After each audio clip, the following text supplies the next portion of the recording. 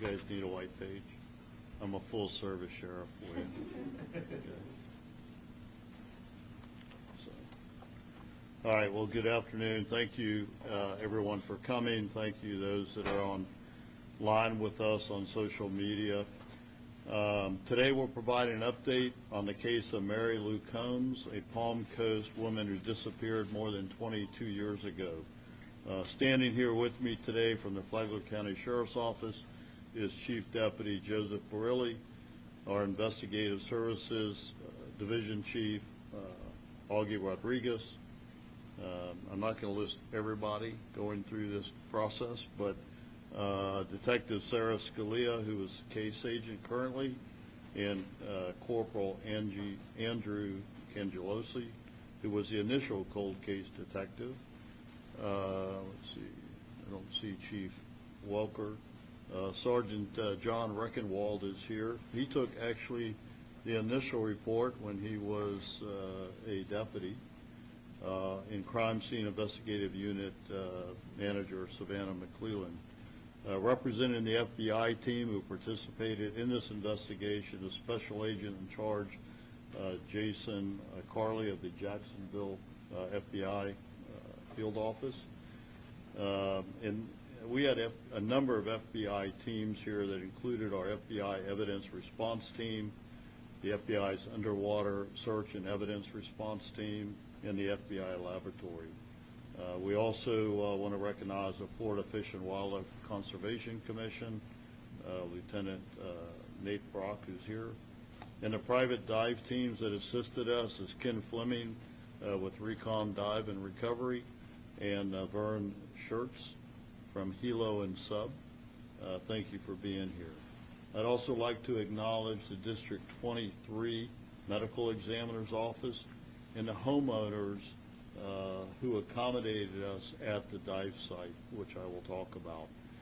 But before I begin my formal comments on the case, I'd also like to recognize Mary Lou's family members who've joined us today. Her daughter, Natasha Harper, her sisters, Tracy Hayes and Rita Haney, and brother Jerry Combs. So thank you for attending, and hopefully we can help answer the questions on this mystery today.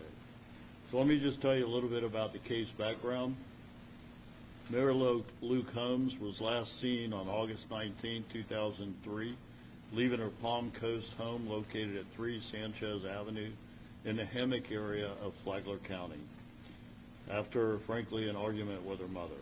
She periodically shared this home with her mother and 2 of her 3 children. She was 41 years old at the time of her disappearance. 2 weeks after she was last seen, Mary Lou's sister-in-law contacted the sheriff's office. A statewide BOLO was issued, but no missing persons report was filed at that time. On October 9, 2003, Mary Lou was officially reported missing in a report taken by then Deputy John Reckenwald, who, as I mentioned, is here with us now. And ironically, he's a sergeant over our Marine and Agriculture unit. At that time, deputies spoke to Mary Lou's mother and sister-in-law. A follow-up report was made on January 6, 2004, as Mary Lou's family told deputies that they had still not heard from her. During this follow-up, Mary Lou's mother provided deputies with her vehicle information, which was a 1996 red Dodge Plymouth Neon. 2 days later, on January 28th, Mary Lou's family informed deputies that she had been fired from her job a week prior to a disappearance and had never collected her final paycheck. They also told deputies she had missed her children's birthdays and holidays, which was very unlike her to do. Over the years, detectives followed numerous tips and searched for Mary, but those efforts were unsuccessful and the case went cold. In 2020, we launched the agency's first full-time cold case unit to examine unsolved crimes, including Mary Lou's disappearance. We launched that because I believe that it is our responsibility to be the voice of victims and for their families so that we can bring closure to these cases. Our first cold case detective, then Detective Andrew Cangialosi, picked up the search by going back to review the tips and re-interviewing known associates of Mary Lou. The Sheriff's Office dive team also searched various ponds and canals. In late 2021, the case gained some new media coverage. It was featured on First Coast News' Unsolved Crimes and Fox 35's True Crimes Files. Despite the renewed interest in the case, no new leads were generated from that activity. In February 2024, we partnered with 2 volunteer dive teams, Recon Dive Recovery and Hilo and Sub, to search for Mary Lou's vehicle. On October 25th, we finally had our big breakthrough. The volunteers had found what they believed to be a vehicle submerged underwater, upside down in the Intercoastal Waterway. They also found a bumper consistent with Mary Lou's vehicle in the Intercoastal Waterway near 18th Road. Our dive team dived the site, but due to the depth, condition, and location of the vehicle, which is approximately 14 to 17 feet underwater, upside down, and now partially buried in muck after over 22 years, we requested assistance from the FBI's Underwater Search and Evidence Response Team from Miami and the FBI Evidence Response Team in Jacksonville. In December of 2025, the FBI dive team conducted an underwater survey of the area to determine exactly what would be needed in the recovery effort.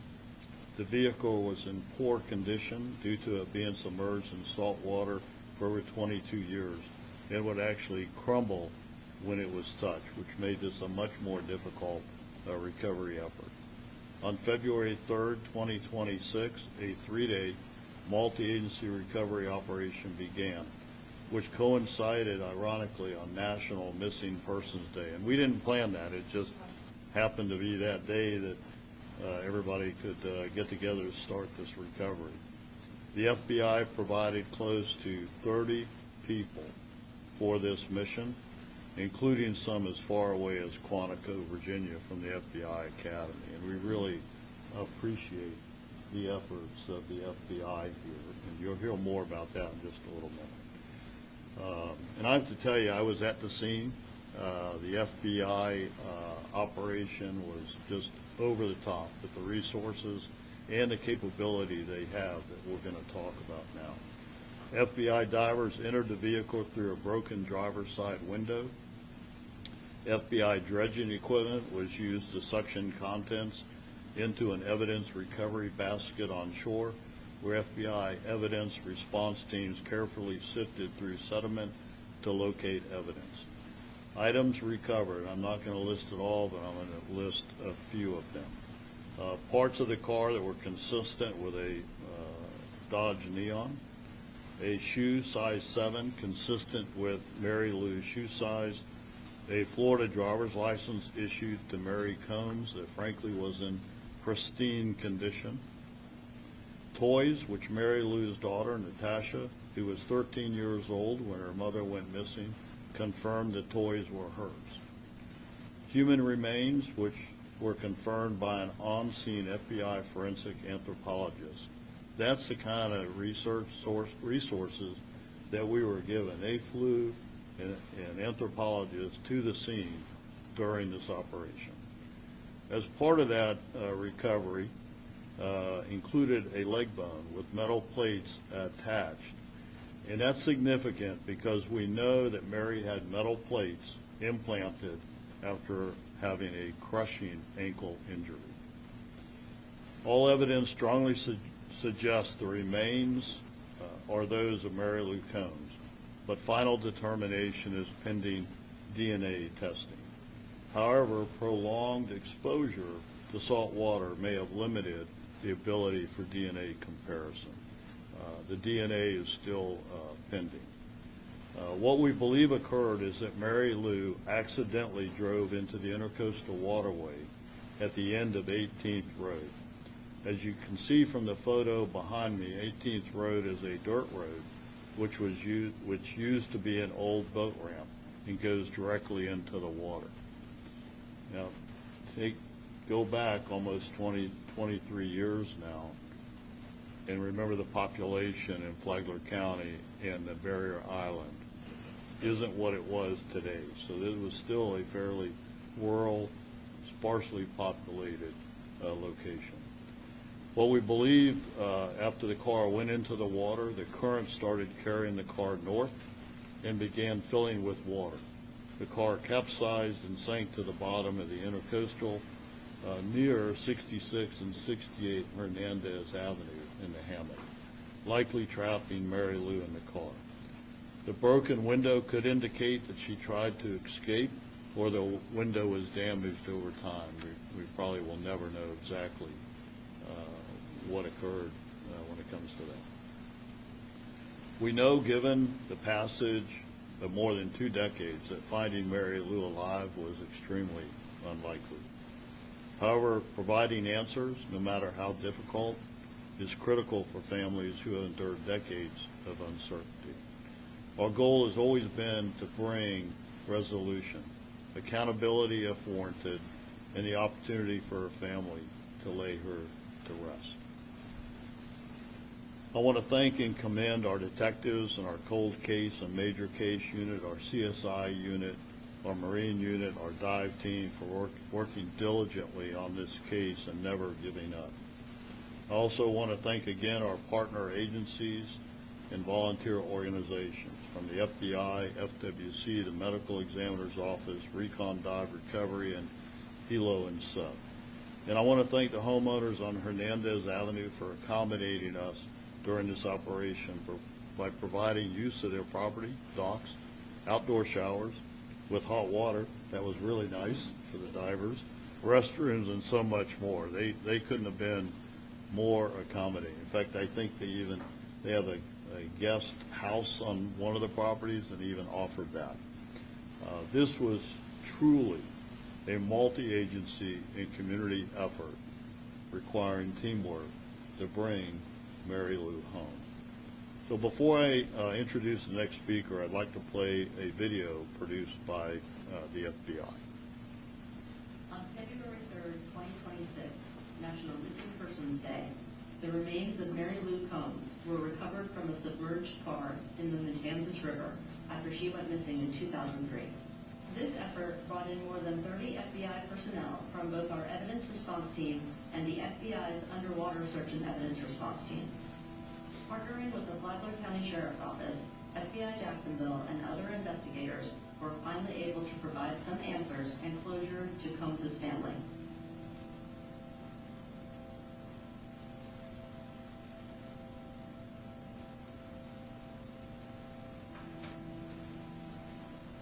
We believe the public deserves to have safer neighborhoods.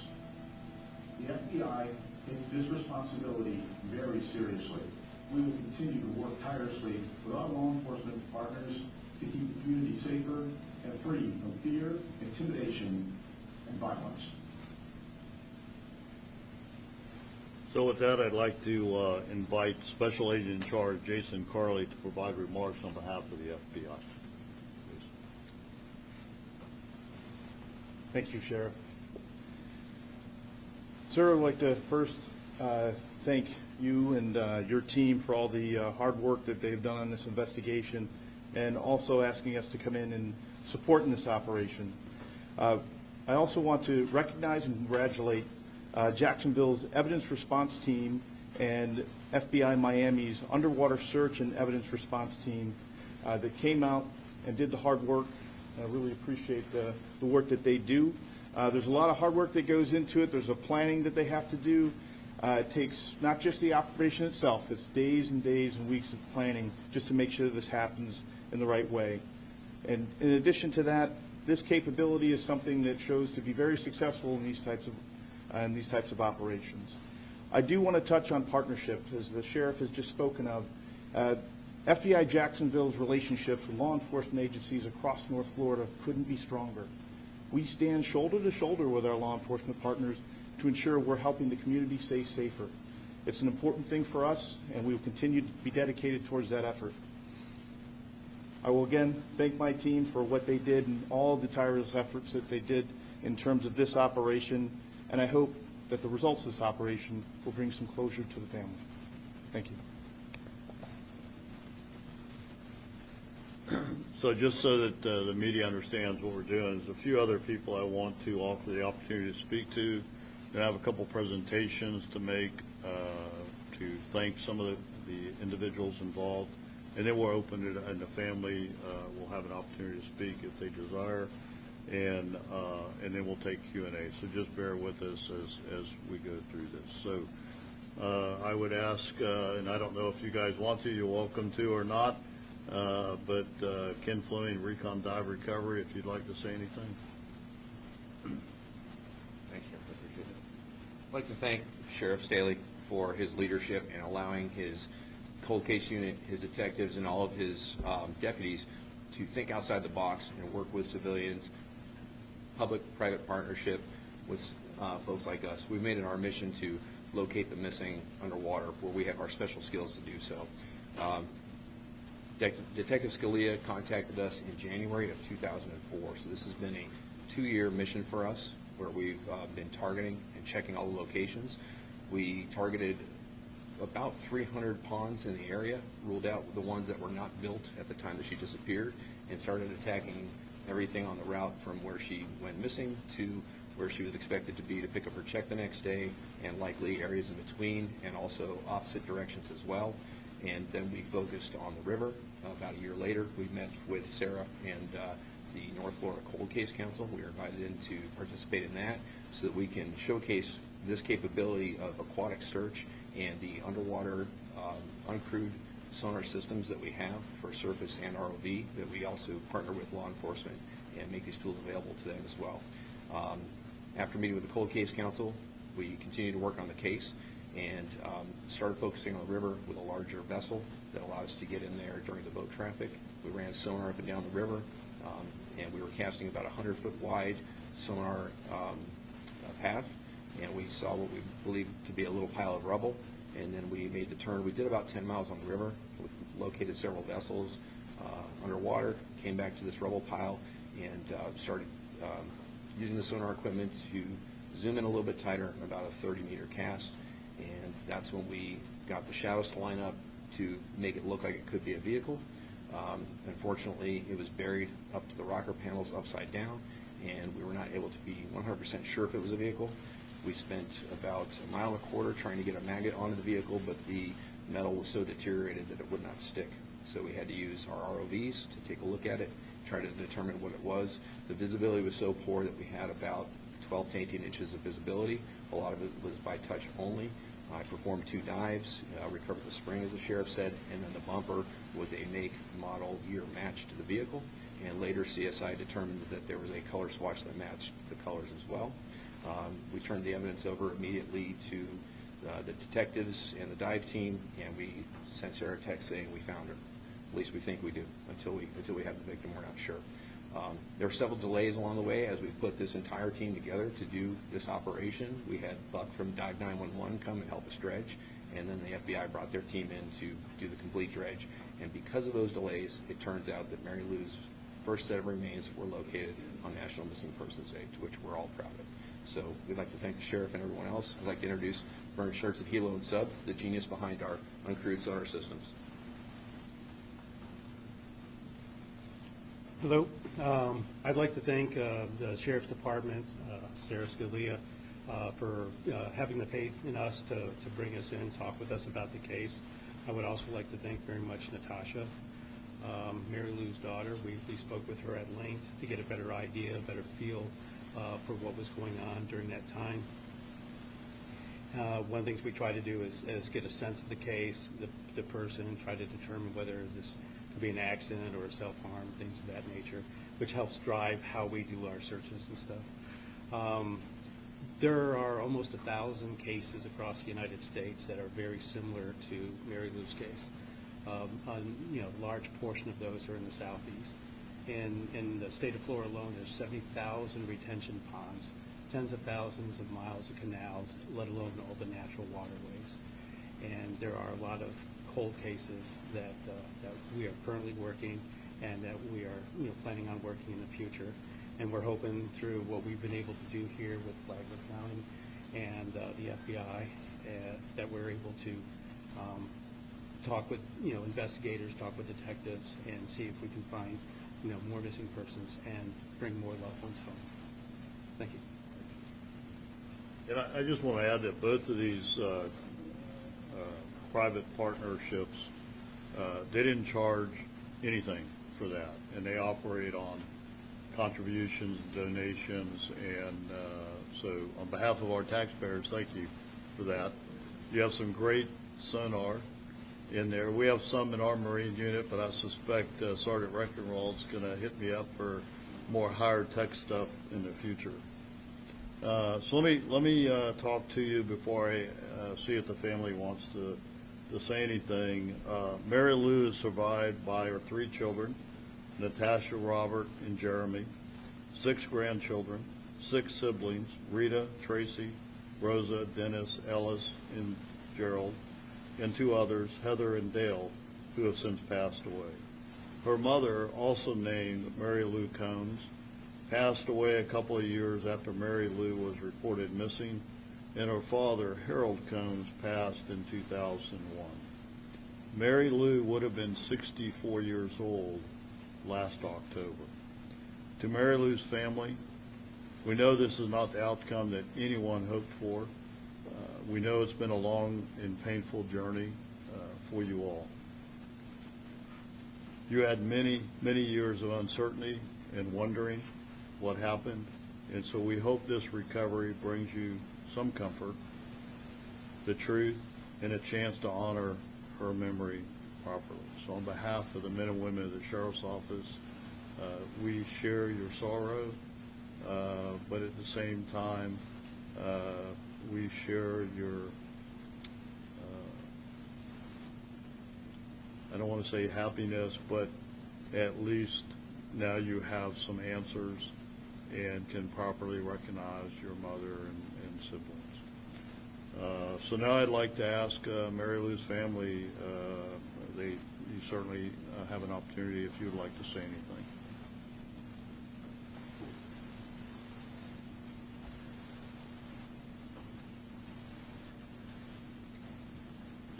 I just have something to read from. As a little girl, my mother was my best friend and my everything. When she went missing, our worlds changed so much, and it has not been the same since.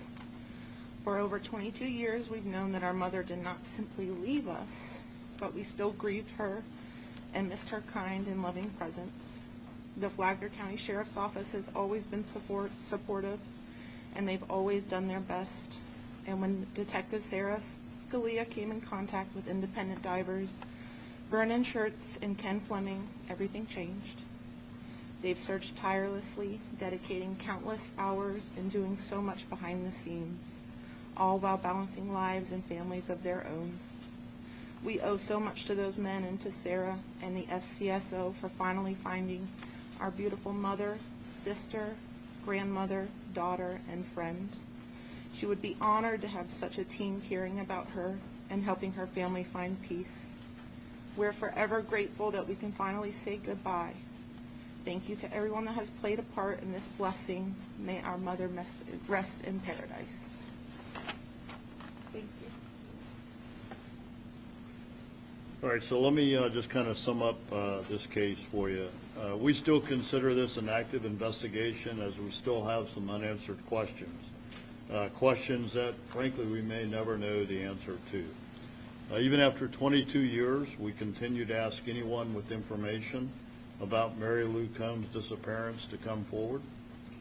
In addition, our cold case unit is still working hard to solve 16 cold cases, 11 homicides, 4 missing persons, and 1 undetermined case.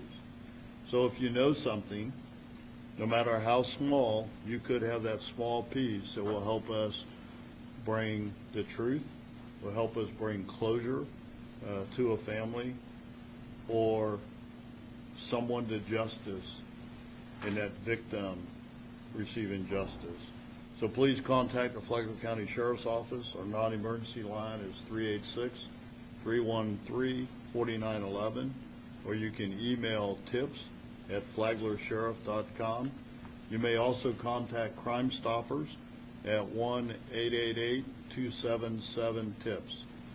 Someone out there may still hold a piece of information that helps us complete this investigation or helps us solve one of our other cold cases. We need your information. So before we open it to questions, I'd like to present a few recognition awards, as we couldn't have solved this cold case without a few special people and teams. And for my team at the Sheriff's Office, you will be recognized at our next agency award ceremony. But first, for the FBI, and I won't read this whole thing. Sorry about that, who I just knocked out. Hopefully they're still on. But this is the Federal Bureau of Investigation Underwater Search and Evidence Recovery Team, Unit Citation. Just that. Okay.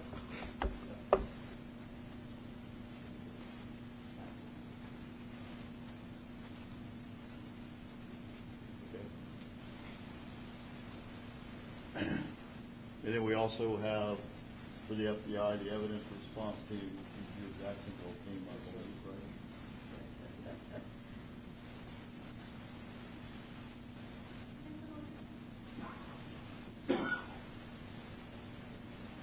And we have individual awards for the team members who do the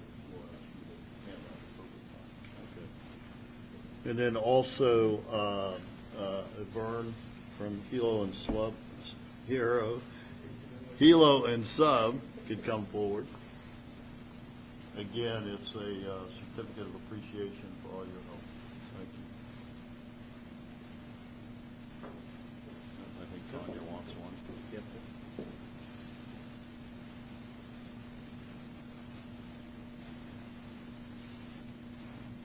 Thank you, sir. And then Ken Fleming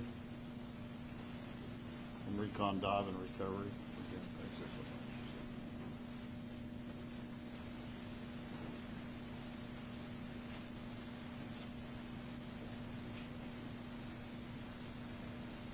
So with that, we'll be glad to open it up to any questions that you may have. Hopefully we can answer them. Sheriff, are you saying that there's some chance of this might not have been an accident, or have you recovered any evidence that suggests that it was not a busted accident? So we have nothing at this time to say it's anything more than an accident, but until the ME finishes their job, we can't rule anything out. But I will tell you that it really does appear that it was a tragic accident at this point. You said you had other questions, Joe, about it, so that was wondering what else? Well, we're 99.9% sure this is Mary Lou Combs, but until, based on all the evidence that was recovered. But again, we need the DNA, we need the ME to tell us. So could it be somebody else? Yeah, there's maybe a 1/100th of a chance of that, but I think it's Mary Lou Combs. During the investigation, there were a lot of speculation and rumors that came in when she was initially reported missing, and actually since then, over the years. None of that has been able to be substantiated. So we think, based on all the evidence that we have, that this was a tragic accident. During that investigation, we had heard other things that went on, whether that may have had a criminal aspect to it, but none of that has been proven. So until we can close those last little loops, the case is still open, but we'll see what the ME comes up with. Any other questions? How long will that be? boy, I wish it was quick. It never is in these cases. You may recall a couple of years ago, we uncovered skeletal remains in a construction site, and we're still waiting on that. So it's never fast, and it depends on if you're able to extract enough DNA to do the test. I will tell you that the science is much better than it was when Mary Lou disappeared, and so hopefully, it won't be as long. Sure. Is this the first time you guys have partnered with private companies to find a missing person? And if so, what are the implications for the remaining missing people? So this is not the first time that we have partnered with volunteers. It is the first time, I believe, that we have partnered in an underwater volunteer location search and recovery. And I don't think there's any implications. I think what it would tell the community and those that have loved ones that we will stop at nothing to bring you an outcome to solve that case, whether it takes our partnerships like with the FBI. It was amazing, not only the equipment the FBI had and the ability to do what they did, to suction up all this sediment out of the vehicle and sift through it and categorize it. They sent an anthropologist, it was look, I'm an FBI National Academy graduate, and I knew the FBI had a lot of stuff. And I knew that they had very capable people. I had no idea that, decades ago, they had this capability and had the forethought to even do that for specific collateral duty unit for underwater recovery of evidence. So, we will use whatever it takes and whatever partnerships we need to bring closure and solutions to a case. So we'll do that every time. What prompted you to start looking into coconut for? I'm going to let Detective Scalia answer that question because, come on up, Sarah. So, like Ken and Vern mentioned, they reached out to me, wanted some case information, and I gave them, where she used to live, her previous places of employment. So 18th Road is about, I think, 4/10 of a mile away from her house, and they did a really good research on the area for the time she went missing, and was able to track down that boat ramp and just locate specific areas of interest.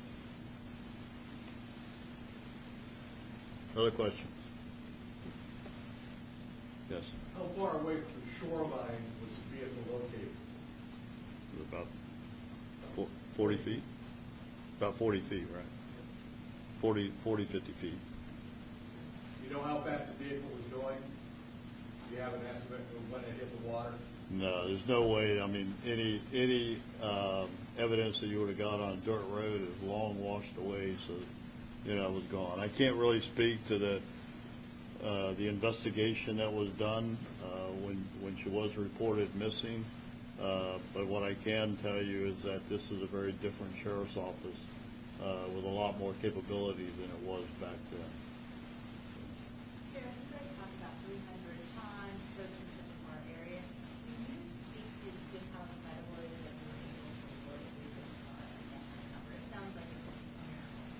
Well, it certainly is finding a needle in a haystack. I mean, if you just look at the intercoastal that's in Flagler County, it's about 18 miles long from end to end, and in the width and everything.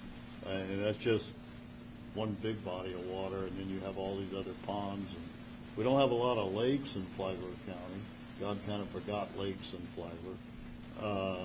But you're trying to find something that's been somewhere for 22 years, and it's really just good police work, good analysis that gets you and input from the community, and then our private partners that came here.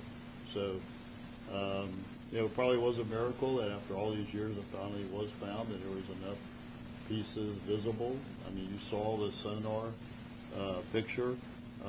It takes quite a lot of experience just to be able to look at that picture and say, hey, we think this is a car that's upside down, because if you, well, there it is. I mean, that's to an untrained person, that's just something on the bottom of the intercoastal in there. So, you know, it's all of that together. What about lessons learned from this that you might be able to apply to? I don't know, Sarah, you're the cold case detective. You got any lessons learned from this other than not give up? Yeah, not give up, just keep pursuing it, and if someone reaches out with a resource, use it. There's nothing that could go wrong. Yeah, I think that's probably the best lesson learned. You know, a lot of law enforcement agencies want to keep everything close to your chest. And I think we've proven in this case why it's okay to let other partners in law enforcement come in, but also private individuals that have a skill that you may not have. And I think that would be the lesson that I would say for law enforcement across America. You know, it's okay to get help, and then you'll get results. We found out his brother was died, and he died in the same place, same way.